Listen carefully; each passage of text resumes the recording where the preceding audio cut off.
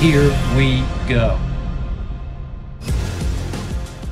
This is the Skip Bayless Show, episode 97. Though I feel like I should just call this episode 48 in honor of how many points the Green Bay Packers scored Sunday in a playoff game at Jerry World. Did that really happen? This, as always, is the Undisputed. Everything I cannot share with you during the 2.5-hour debate show, that is undisputed. So today's show, from start to finish, is going to be one long Cowboy funeral, as I answer many of your scathing questions about why and how that happened. It did happen, didn't it? Help me out. I think it did. I'm pretty sure it did. I keep waking up every morning out here in Los Angeles at 2 a.m. to get ready for Undisputed. And my first flash of thought the last 3 mornings has been, man, that was the worst nightmare I've ever had. That was worse than Psycho, the scariest movie I ever saw. Then the reality hits me like 10 tons of Texas manure, suffocating manure. So today's episode is R.I.P. Dallas Cowboys. Rest in pieces. Lord, have mercy on all of our souls, Cowboy Nation. So I begin, as always, with not to be skipped. And I start with one of your questions. This one from Craig from Queens. And there you have it. Your funeral commercial was foreshadowing the death of your Cowboys. Craig, you got me right in the heart.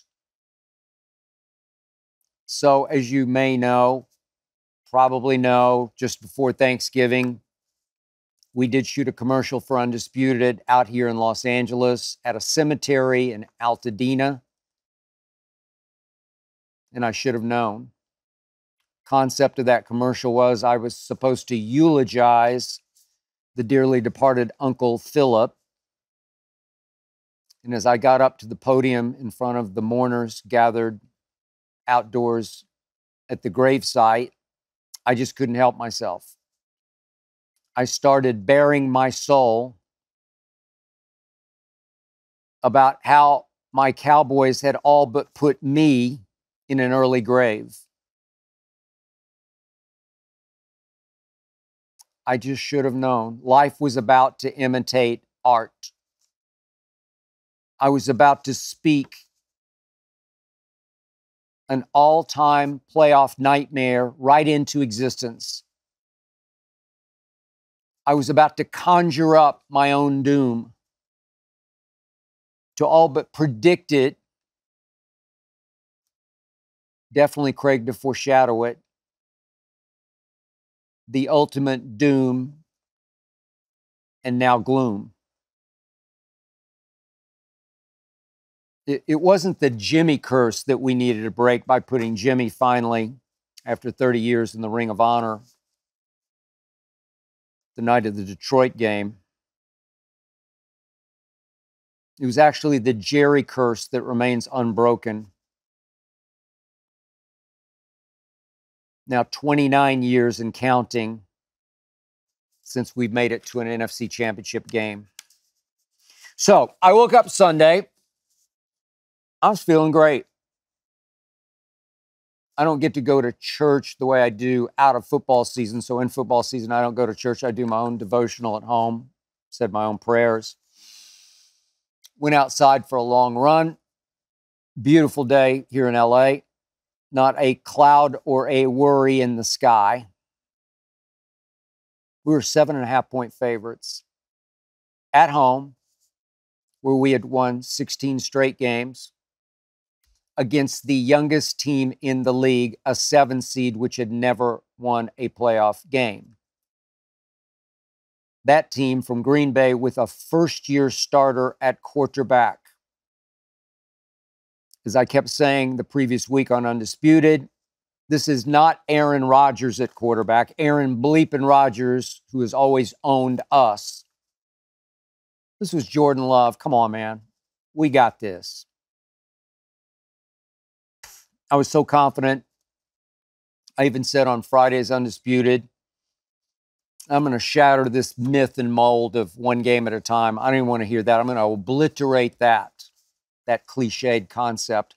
We need 2 in a row because we have now been gifted by the NFL gods 2 home games in a row to get to a potential NFC Championship game, probably at San Francisco, though I was hoping that the Rams would upset the Lions and then go to San Francisco and knock them off so that then the Rams would have to come to Dallas for the NFC Championship game, which we would then win our 19th straight game at home to get to the Super Bowl. That was my grand plan. That was my pipe dream.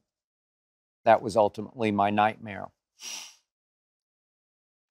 2 in a row, I said on Friday and Undisputed. Not just 1, we need 2. Didn't matter who the second game was. It could be Detroit. It could be Tampa Bay. It could be anybody. I didn't care. We can beat any of them. We can beat all of them. They can all come and form an all-star team, and we'll beat them at home because we are invincible at home. We cannot lose 16 straight times, averaging nearly 40 points a game. We got this. NFL gods had spoken. Let there be Dallas. We had backed into the 2 seed. Thanks to the Eagles turning right on schedule into the Beagles, as I predicted from the start of the year that they would, because they are so torchable on defense. That's a bad defense. Wound up 30th in the league in points allowed. We got this. Right on schedule. They collapsed. Did Philadelphia. From 10-1 all the way to 11-7. Whew. From the Super Bowl went Nick Sirianni to losing a playoff game in Tampa. And as he left the field, he took a popcorn shower from Eagles fans gathered in Tampa. NFL stands for not for long. We got gifted a win on Jimmy night at Jerry World against Detroit. They deserved to win the game. They did win the game. They converted the 2-point play that should have won the game. And the referee, Brad Allen, blew it and handed the game right back to the Dallas Cowboys. Meant to be, said the NFL gods. You know, I just should have seen it coming. But I'm lifelong diehard.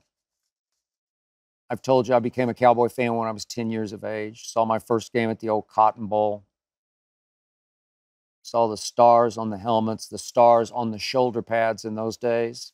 Stars in my eyes. I'm blinded. I can't help myself. I should have seen it coming. We got run off the field at Buffalo, literally run off the field. We then went to Miami and lost a game on a last-minute field goal drive to a team that was about to lose its last 3 games. The Dolphins were way overrated. We should have won that game, and we did not. Could not stop them when it mattered most. Couldn't stop Tua. I think I can throw harder than Tua does. Detroit effectively beat us. And then we went to Washington and we did what we had to do. And I was impressed, even though those Commanders finished 4-13. I was delusionally impressed. So effectively, actually, we lost 3 of our last 4 games, which means we did not do what Tom Landry always preached to me and to Cowboy Nation that you have to do if you're going to go win a Super Bowl. You have to streak. That was Tom's word. You have to streak into the playoffs. We were unstreaking into the playoffs. But come on. It's a bunch of kids from Green Bay. Barely snuck in the back door of the playoffs at 9-8. Come on. We got the number one offense in the world. We got the number one pressure defense in all the NFL. We got the number one place kicker in all the land. We got this.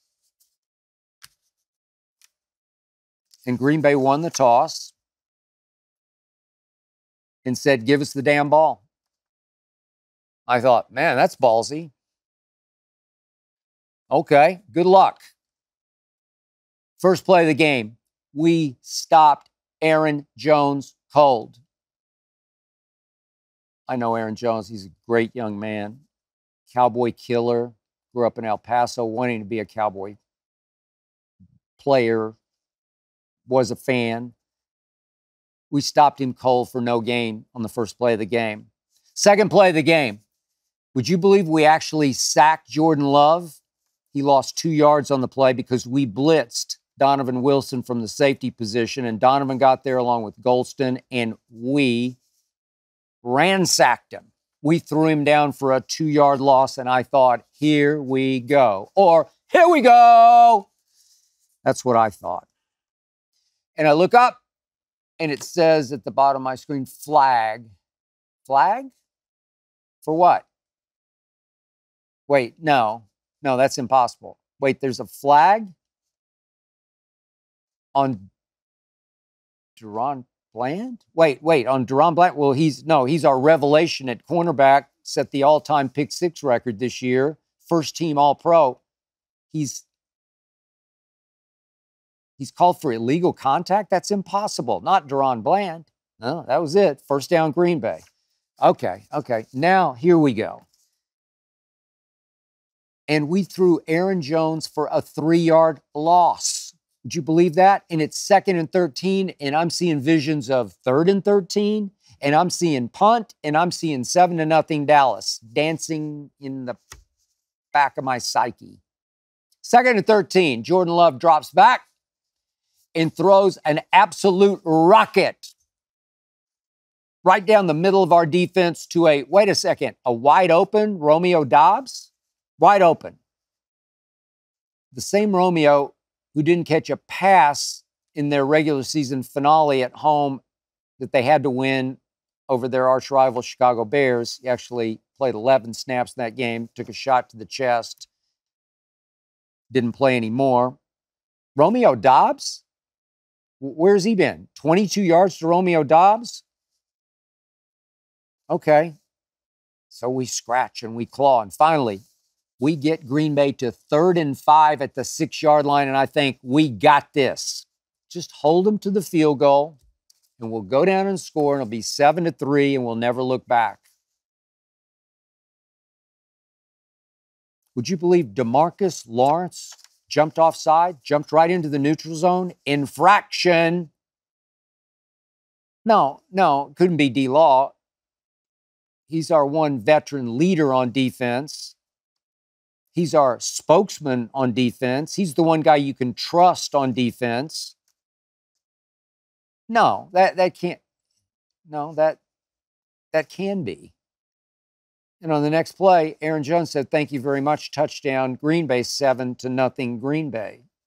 I'm thinking, oh yeah, we also did lead the league. Did our Dallas Cowboys in one other category? Penalties committed.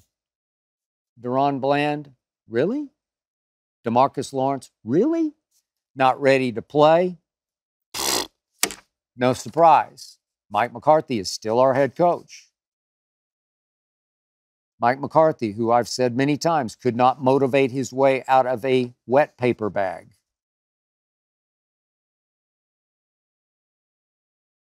It's okay. We got this. Let's just go right down and score and make it 7-all. Then we'll see what they're made of, these kids from Green Bay. And right away, we get it to 3rd and 8 at the Green Bay 49. And Dak leads CD just a little too much, and CD can't quite corral it, can't quite snag it. And then something happened I never in my wildest nightmares could have imagined would happen in our first playoff game. The same dynamic duo who dominated the league over the last 12 games, Dak to CD, Dak to CD, Dak to CD. The same duo who were the most productive twosome in the league, Dak to CD. CD became the best receiver in football over the last 6 or 7 games. Would you believe I'm watching them leave the field after the failed 3rd and 8, and they're having words with each other? It's clear these are not nice words. It's clear something is going on between the two of them. Dak is clearly criticizing CD, and clearly CD does not like it.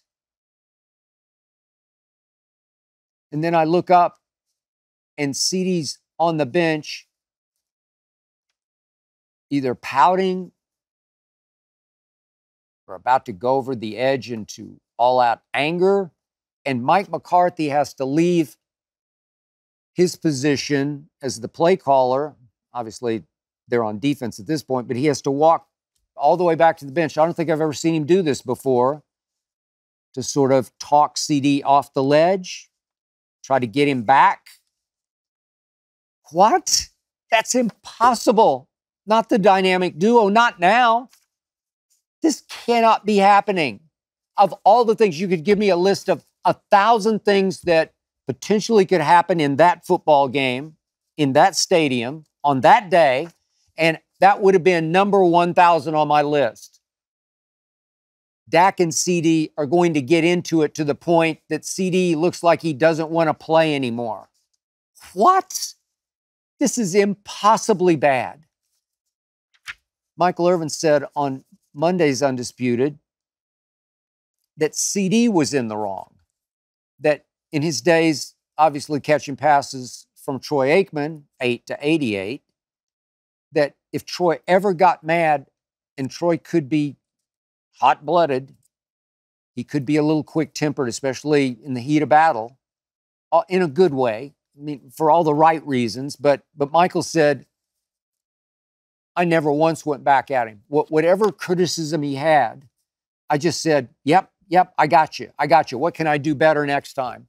Because Michael's point was, I'm playing a dependent position.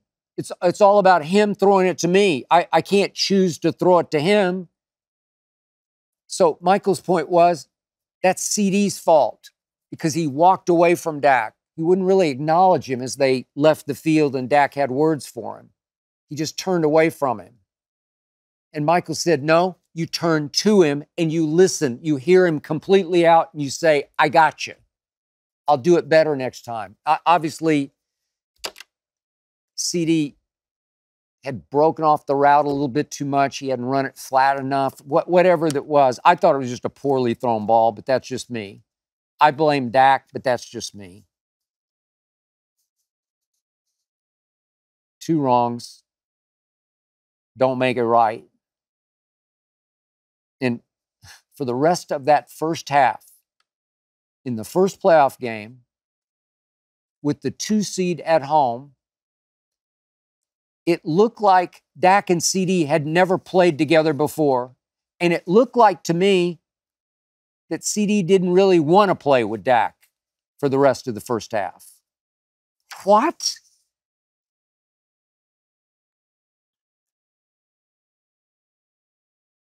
And then it started.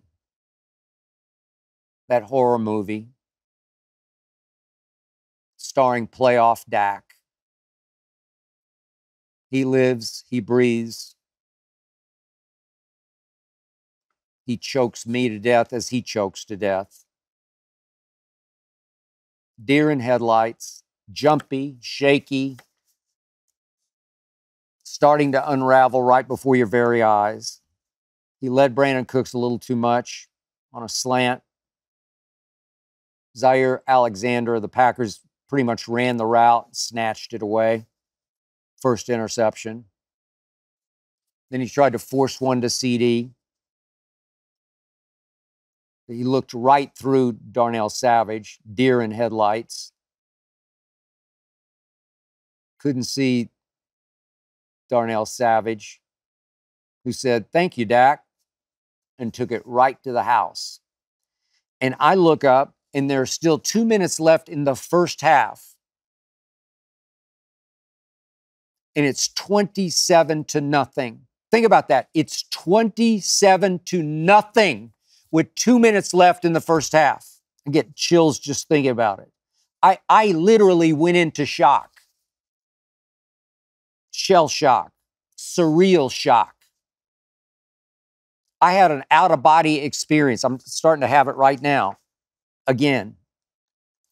I literally felt like I was watching myself, watching a game that could not be happening.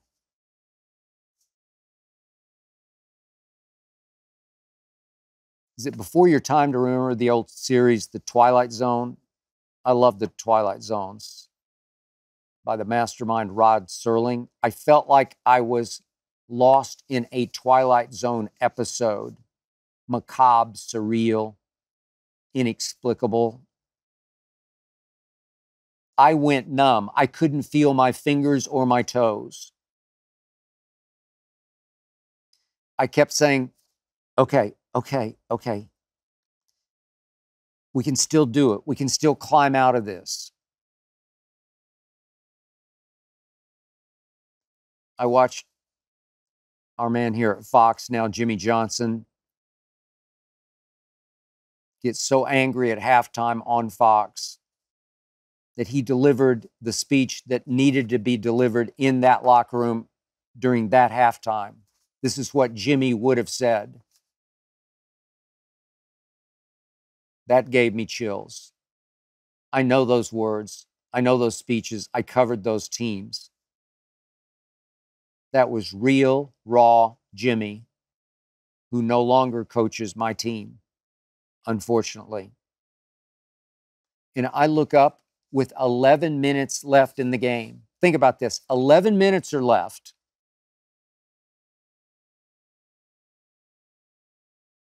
And I watch Jordan Love pull off another trick shot pass to Romeo for a little 3-yard TD, a throw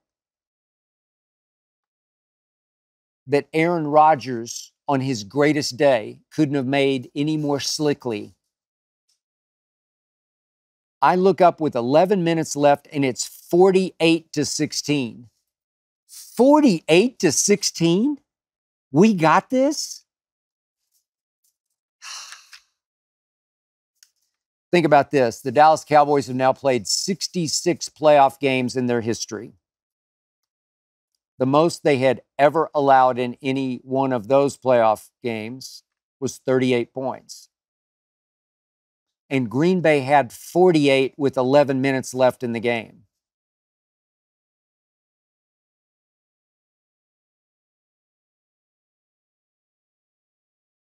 Since 10 years old, I was a Cowboy fan. Since 1961, I was a Cowboy fan. And I had never, ever experienced anything remotely like that. It was my lowest moment as a Cowboy fan times 1,000. I had to live with Stephen A. Smith all those years on ESPN, calling my Cowboys an accident waiting to happen. I had to live for almost 7 years with Shannon Sharp here on FS1 on Undisputed saying Cowboys will always do Cowboy things. This wasn't any of that. None of that. What they are talking about is Dak 2 playoffs back. against San Francisco at home, failing to get down on a quarterback draw near the end of the game, failing to get down soon enough to stop the clock to get the ball spotted for one last throw from 25 yards out, down 25-20. You could call that an accident waiting to happen. You could call that a Cowboy thing.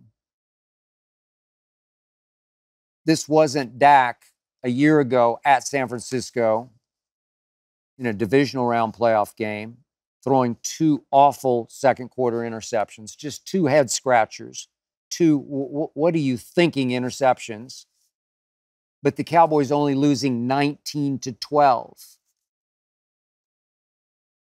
This wasn't any of that. I felt like I was watching the 1989 Cowboys that I did cover after they traded Herschel Walker, Jimmy and Jerry's first year in Dallas together. That was an expansion team. It just wasn't competitive, even though it stole a game at Washington against the defending Super Bowl champs. That was the upset of the year times 1,000. It was Steve Walsh at quarterback, not Troy. Nearly every game I covered that year that team played was a mismatch. They just weren't competitive. This game Sunday at Jerry World as a 7.5-point favorite, this was a mismatch. We were not in Green Bay's league. Jordan Love looked way better than Dak because I fear that he is. Matt LaFleur coached way better than Mike McCarthy because I think he's just a way better coach than Mike McCarthy. In 3 hours, or really it was just in about 3 minutes because the game was over in about 3 minutes,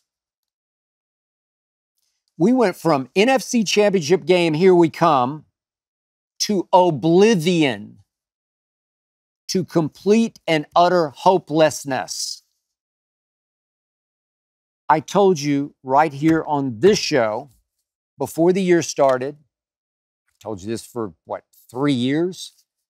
I don't trust Dak Prescott. Never have, never will. Maybe in the first year I did when he and Zeke took over the league. But I don't trust him. But hark back to 2018 after a Monday night home loss. I threw his jersey in the trash. I retrieved it later that year because they won the division, but I just don't trust him. He is what he's not. He's a fourth-round pick. I'm sorry. When it really matters, he's going to turn into, quote-unquote, playoff Dak, and that's a bad thing. I told you before the year started, I just don't trust Mike McCarthy. Loved him calling plays for Dak this year. That's his forte. But he's not a commanding officer. He's not a real live head coach. Aaron Rodgers carried him as a road wildcard team to that one Super Bowl now 14 years ago. I don't trust him. After I saw Hard Knocks a couple of years back, you could just see he is as pathetic a motivational speaker as a head coach I have ever seen. I've been doing this for a long time. If I were that team, I would just tune him out. As soon as he spoke to our group as a team, I would tune him out. My mind would wander. So I told you before the year started, this team will go as far as Micah Parsons and that defense can carry this team. And it carried us right out the back door to the dumpster, which caught fire.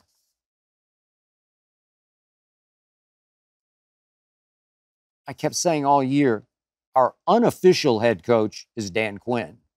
He's the motivator. He's the one they all look up to. They feed off Dan Quinn, the defensive coordinator. And now Dan Quinn's going to get a head coaching job? How? From whom? Why? They gave up 42 at San Francisco. They got literally run off the field at Buffalo. They gave up 48 in a playoff game. And Micah, 11 from heaven? Forgive me. He turned into 11 from hell.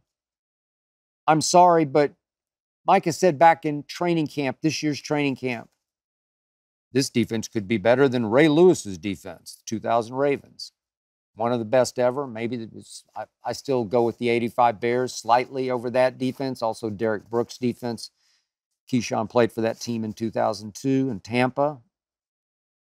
But he said, Micah, we could be better than Ray Lewis's defense. Really? Okay. Micah said back in training camp, yeah, it would be great to be a Hall of Famer, but I'm not really interested in that. I'm interested in going down as the greatest defensive player ever, said Micah Parsons, who was then a favorite, preseason favorite to win Defensive Player of the Year this year. And guess what? Down the stretch, as usual, I had to file lots and lots of missing Parsons reports, missing down the stretch. Micah Parsons, unfortunately, proved to be a better podcaster than a playmaker. I kept saying, it's too soon, Micah. Unless you want to retire next year and become a media member, that's fine. Would you believe Micah Parsons, in that playoff loss to Green Bay, as the 2 seed, would you believe he had the worst statistical pass rushing game of his career? He registered only 1 pressure. He did, to his credit, draw 2 early holding penalties. Give him credit for that. I don't give Dan Quinn credit for a few times not rushing Micah on passing downs, dropping him into coverage, but only 1 pressure the whole day. Only 1 tackle solo, only 1 tackle assisted, 0 tackles for loss. Worst statistical day of Micah Parsons' career was Sunday. You want to talk about overhyped? Lawrence Taylor? Seriously? I'm guilty. Sue me. You want to talk about overrated? The players did not vote Micah Parsons onto their all-pro team. They did not, because he did not deserve to be.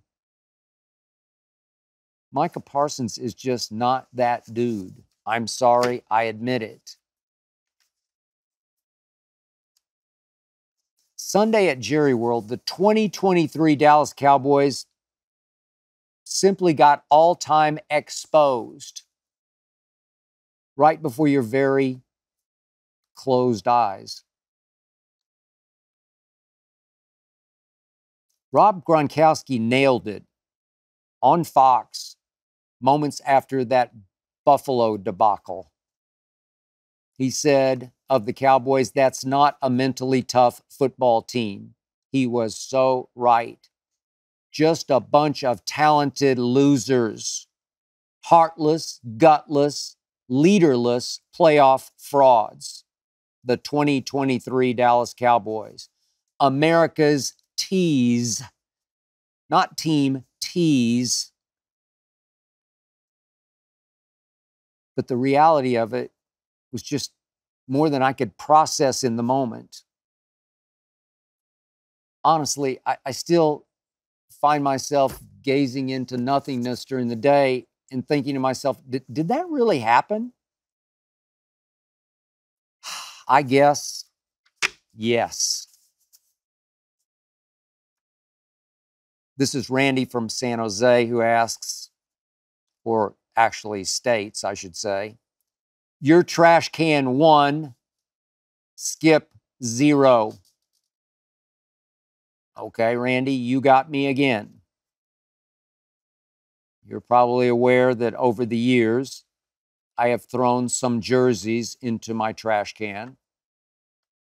I mentioned that I threw Dax in 2018 after that Monday night loss to Tennessee at Jerry World. I did retrieve it later that year because they did find themselves as Amari Cooper was acquired and they took off and won the division. They actually won a home playoff game that year over Russell Wilson's Seattle Seahawks, 24-22.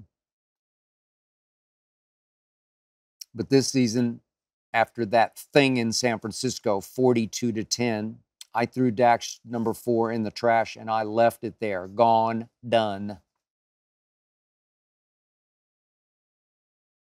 And then that happened on Sunday. When the game ended, I just sat there. I was so blindsided. I was so dumbfounded. I was so knocked on my ass. I was so sucker punched that all I could think of was, I got to get this out of my life. And I told my wife, Ernestine,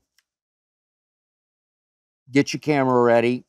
We're going to do another trash can video because I'm going to throw out everything with Dallas on it that I own.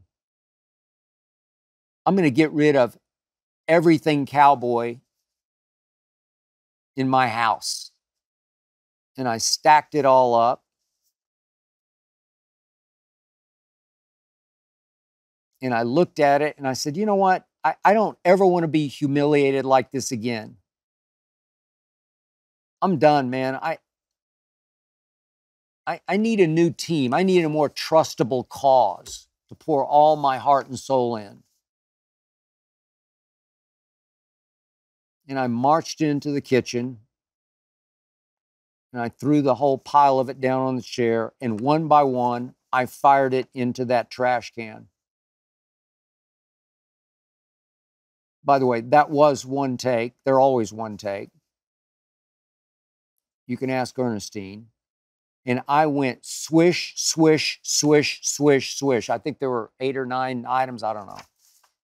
I didn't miss a one of them.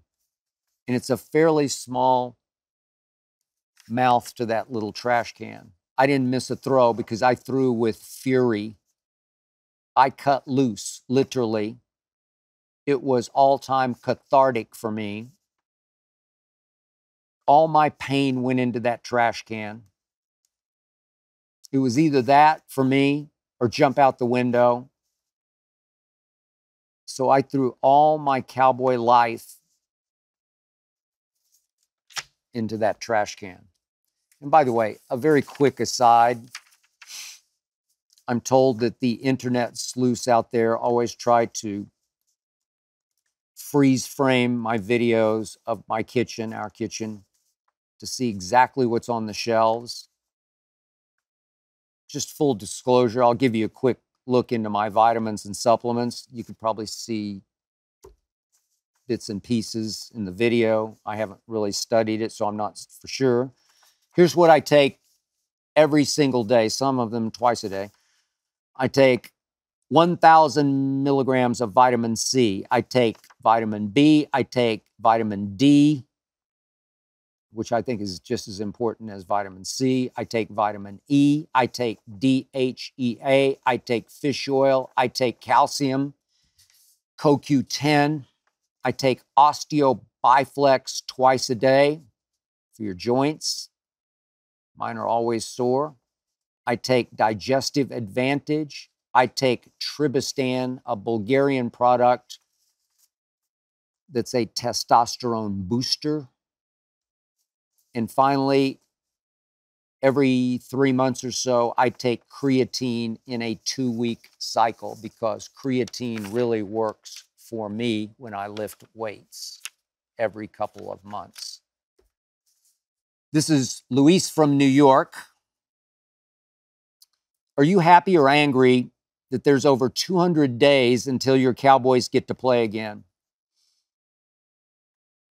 Luis, I am extremely beyond angry. It has now completely occurred to me, dawned on me,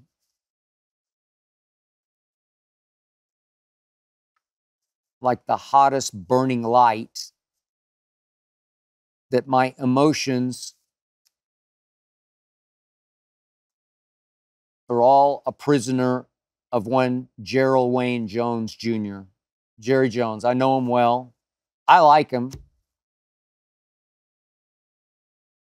he has done some good things for my Cowboys. He's got final say on drafts, and they've drafted a lot of good football players.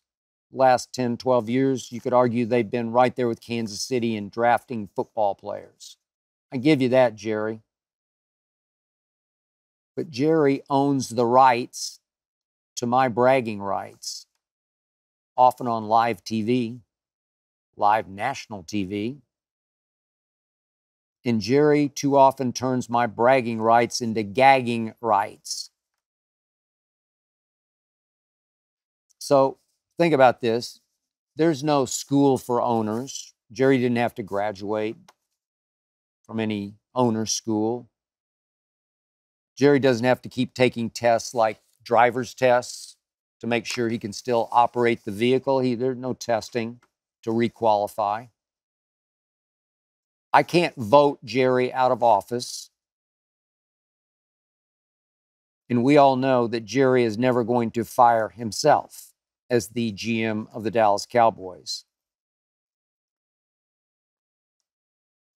I know for a fact because I was there in those early years, in the summers at training camp.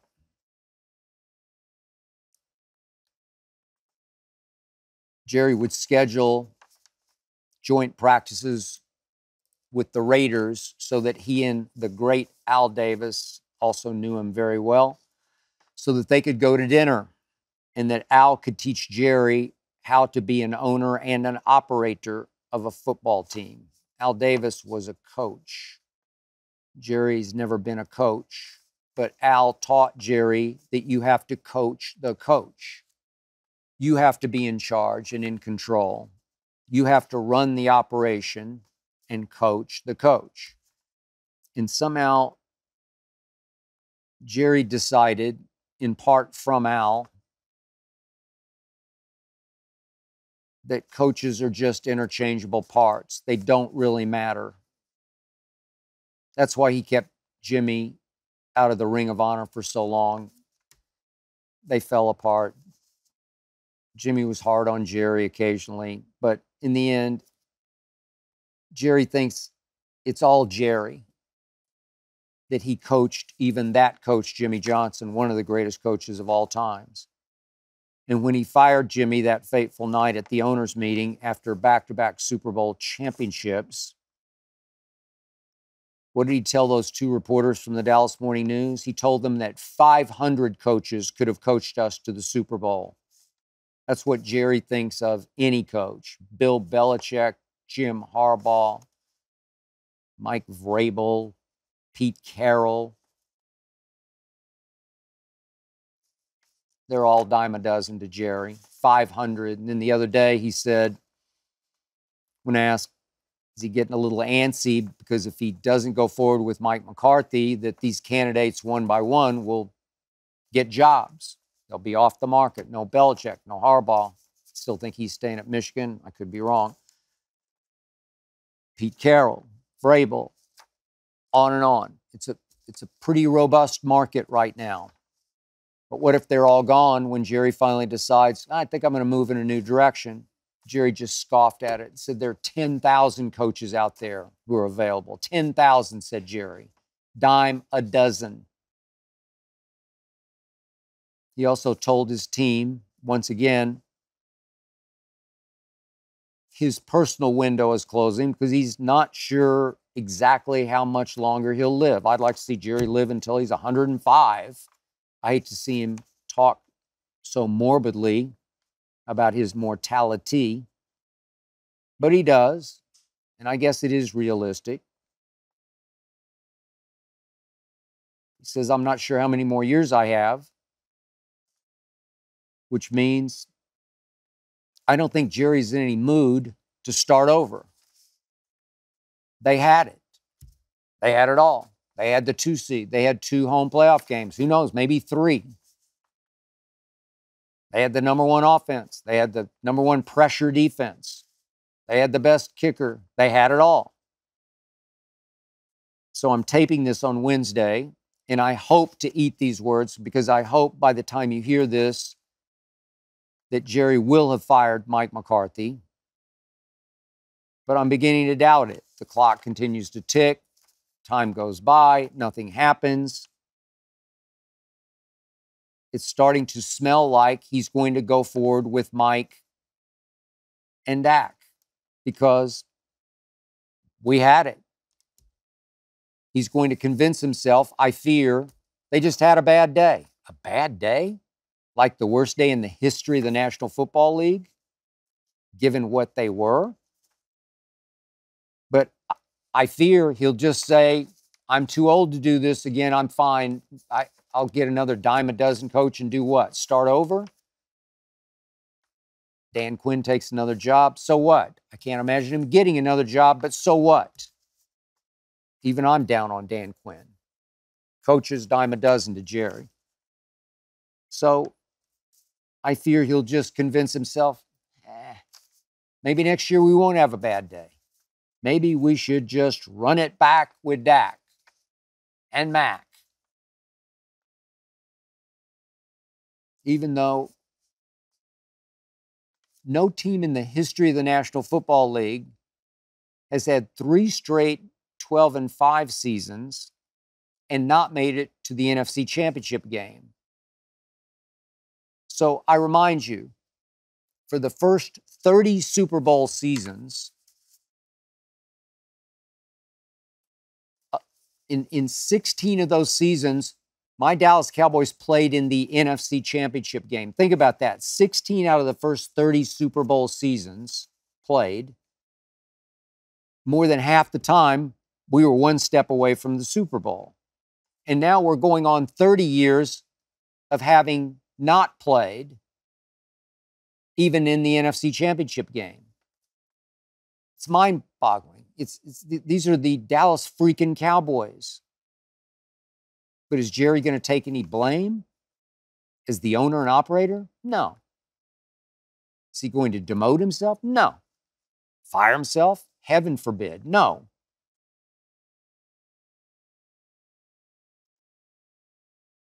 So if Jerry's listening, I know he has great respect for Winston Churchill, one of the greatest leaders in the history of this planet Earth.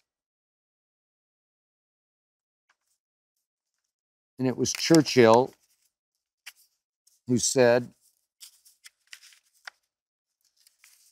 those that fail to learn from history are doomed to repeat it.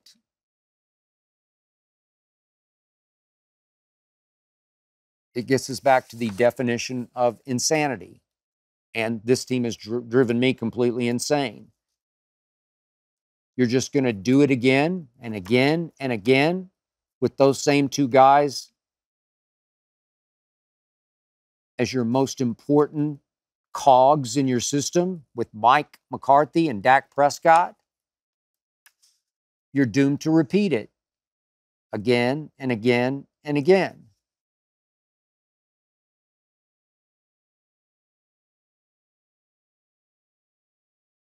Any other team would fire its general manager after almost 30 years of no NFC Championship games, but Jerry's not going to fire Jerry. So in the end, I just can't help it. I'm trapped. I'm doomed. I'm a prisoner of Jerry Jones. Jerry Jones owns me, and I don't know what to do about it except find me another team. This is Connor from Orange County, California. Who was the first person to reach out to you to gloat or console you after you knew it was over? Well, I knew it was over. The truth was in about 3 minutes. But the first gloat text I got, predictably, was from my man, Keyshawn Johnson. I could not answer it until maybe a half hour after the game, and I fired back at it. Pay the man, pay Dak, with big exclamation points. It was sarcastic because all he says to me on Undisputed is, you got to pay the man. Come on. How are you going to do better? And I keep saying, Keyshawn, you don't understand. I know what it's like to watch Don Meredith throw to Bullet Bob Hayes. I know what it was like to watch Roger Staubach throw to Drew Pearson. I know what all those, 8 Super Bowls felt like. I know what it feels like to win 5 Super Bowls. I definitely know what it felt like to watch Troy Aikman throw it to Michael Irvin. And now you want me to be happy with playoff mediocrity with Dak Prescott at 2-5 in the postseason? Playoff Dak? Choke your guts out, Dak? I'm sorry. I just can't stomach it. I can't watch it anymore. And Keyshawn texted back Sunday night, man, you could be right about Dak because he saw what he didn't see that day. He saw what's missing in Dak, right on schedule. But nobody sent me a consoling text. Nobody. I think they're afraid to. I mean, what can you say to somebody after that? Like in the sports context, as opposed to the real life context, but in the sports context, what do you say to somebody who suffered a tragic loss like that? Sports tragic. But I will tell you, the last 3 days, I've gotten several what I'll call wellness checks from close friends of mine, as in, are you okay? And I'm not sure. This is Hank from Texas. What does the most optimistic Cowboys fan say now? What can we hope for in the future? It's a great question. I appreciate it. Try to answer it. I mean, CeeDee Lamb emerged as a flat-out baller. He had a great year. End of the year, he was the best receiver in football. I believe he'll be the best next year. He did bounce back in the second half, got back on track with Dak, wound up with almost 100 yards receiving just in the second half. Michael Gallup, he lives, he breathes. We had a Michael Gallup sighting on Sunday. For what it was worth, he caught 6 balls for 110 yards. Bully for him. That's some positive, some silver lining. Jake Ferguson, also a baller, a mauler, a run after catcher. He caught 10 balls for 93 yards on Sunday, and he looks like a keeper. He's better than Dalton Schultz. I'm shocked. Pleasantly so. Tyler Smith made first-team All-Pro. I think yet again, we have another Dallas Cowboy Hall of Fame bound, an offensive lineman. He's a penalty maker. He false started on the one touchdown we scored late in the first half. Got away with it.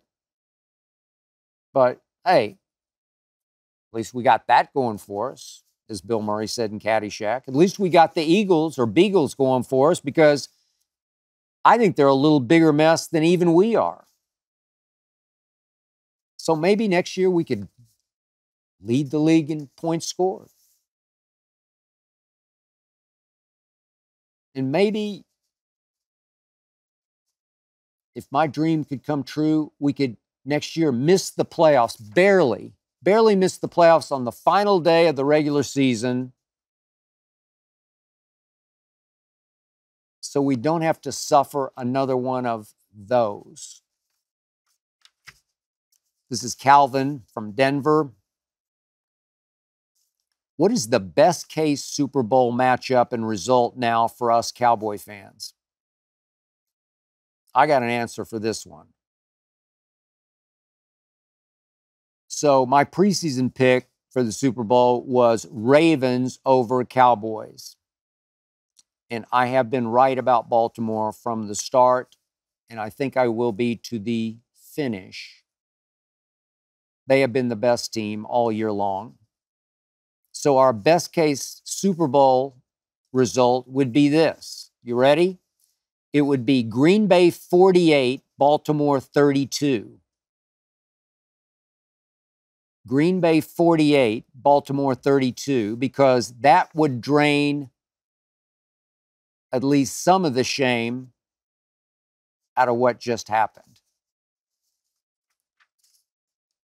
And this is Al from Fort Worth, Texas. And we'll end it on this one. Was any part of that game on Sunday funny? I found myself laughing multiple times, says Al from Fort Worth. Al. No. I mean, I get your gist. You laugh so you won't cry.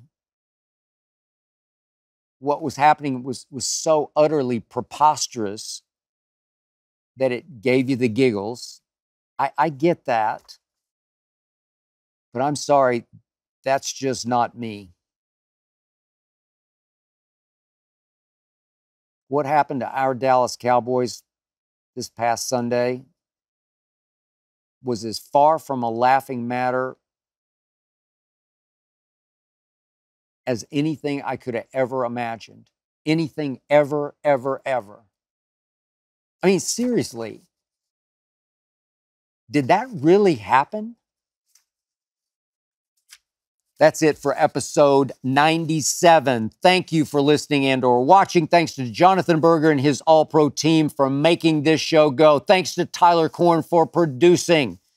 Please remember, Undisputed, every weekday, 9:30 to noon Eastern, the Skip Bayless Show, every week.